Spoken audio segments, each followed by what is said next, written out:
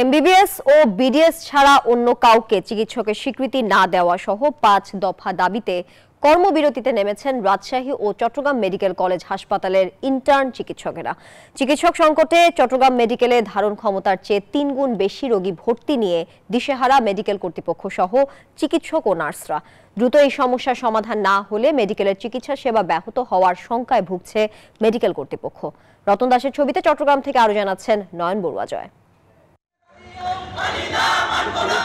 কেন্দ্রীয় কর্মসূচির অংশ হিসেবে রোববার দুপুর 12টা থেকে চট্টগ্রাম মেডিকেলের শিক্ষানবিশ চিকিৎসকরা চিকিৎসা না দিয়ে এইভাবে অনির্দিষ্টকালের কর্মবিরতি পালন করছে। তাদের সাথে একত্রতা ঘোষণা করে ক্লাস পরীক্ষা বন্ধ করে চট্টগ্রাম মেডিকেল কলেজের শিক্ষার্থীরাও নামে আন্দোলনে মানববন্ধন ও সমাবেশও করেন তারা। তুলে ধরেন তাদের ৫ দফা দাবির কথা। যে বিসিএস এর স্বাস্থ্য ক্যাডারের বয়সসীমা আগে ছিল 32 বছর, তখন নর্মাল ক্যাডারে ছিল 30 বছর, কিন্তু নর্মাল ক্যাডারে এখন 32 বছর করার পরও স্বাস্থ্য ক্যাডারে এখনো 32 বছর রয়ে গেছে।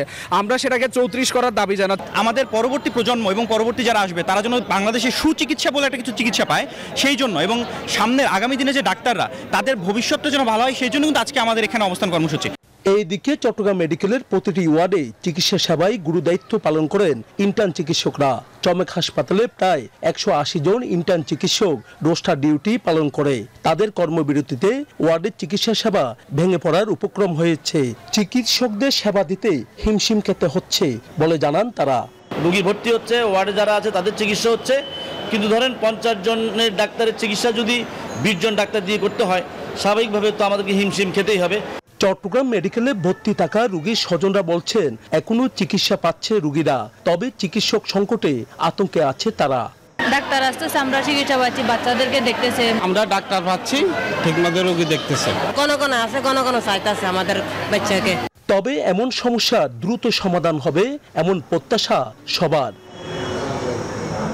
নয়ন বড়ুয়া জয়, নিউজ 24, চট্টগ্রাম।